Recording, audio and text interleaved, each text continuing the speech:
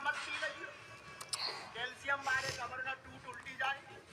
हाँ, असली शंख का। तो कई लोग प्रश्न करेंगे महाराज असली और नकली कैसे पता करें?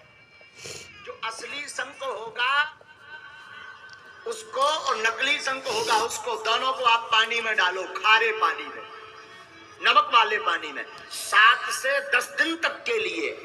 जो नकली होगा वो अपने आप खारे पानी में टूट जाएगा और जो असली होगा वो टूटेगा नहीं। समझ जाना ये असली, ये पहचान है शंख। तो शंख के जल से हड्डियां मजबूत होती हैं। और हमने सुना कल हमें एक वैज्ञानिक बता रहे थे 1928 में बर्लिन की यूनिवर्सिटी में एक शोध किया गया शंख के ऊपर। 1928 में बर्लिन की यूनिवर्सिटी में महाराज जी शोध किया गया शंख के ऊपर में, जिसमें ये निकला कि शंख की ध्वनि से एक बार 2 मिनट की ध्वनि से 1.25 करोड़ विषैले विषाणु मर जाते हैं। इतनी महिमा है शंख। ये हम नहीं कह रहे, वैज्ञानिक मान रहे हैं। बर्लिन की यूनिवर्सिटी में ऐसा शोध किया। और क्या कहे शंख की महिमा। शंख की महिमा से भूत तो भागते हैं, शंख की महिमा से धर्ममय वातावरण तो बनता है, पर संगीत के परम गुणज्ञ तानसेन ने भी शंख के द्वारा ही गायन की सिद्धि प्राप्त की थी। तानसेन ने शंख बजा बजा करके गायन की सिद्धि प्राप्त की थी तानसेन। इतनी महिमा है शंख की, शंख की अद्भुत महिमा भैया। और क्या कहना है शंख की महिमा के बारे में। जो व्यक्ति शंख में चावल भर करके रखता है और उसमें तांबे के सिक्का रखता है और ये प्रत्येक दीपावली को प्रयोग करता है, फिर उस चावल को पीले रंग के कपड़े में बांध करके तिजोरी में रखता, उसके घर से दरिद्रता भाग जाती है। अनुभव प्रमाण है। तो शंख की अद्भुत महिमा है। अथर्ववेद में शंख को राक्षसों के विनाश के लिए मूल मंत्र बताया गया। अथर्ववेद में कहा है, अथर्ववेद कहता है कि राक्षसों का विनाश शंख के नाद से होता है। शंख है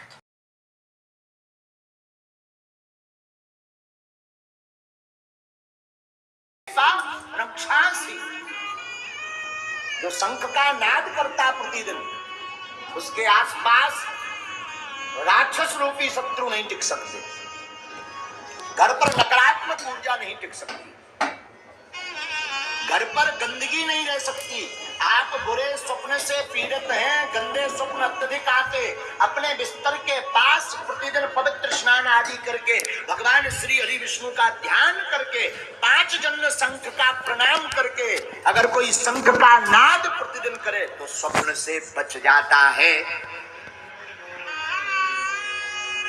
तीसरी बात, शंख बजाने का एक और फायदा है भैया। क्या फायदा है?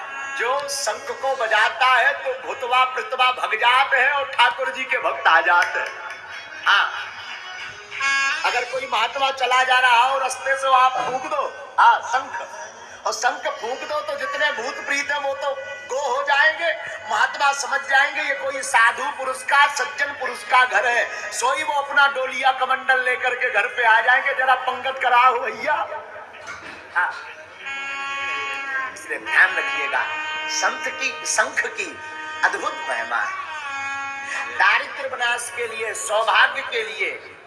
और चौथी बात सुनिए, किसी को अगर वास्तु दोष हो, लगता हो कि हमारे घर में वास्तु दोष है, किसी एस्ट्रोलॉजर ने बताया हो, ज्योतिषाचार्य ने बताया हो, गुरज्ञ ने बताया हो, जहां पर वास्तु दोष हो वहीं पर शंख का नाद करिए, वास्तु दोष का दुष्प्रभाव नहीं होगा।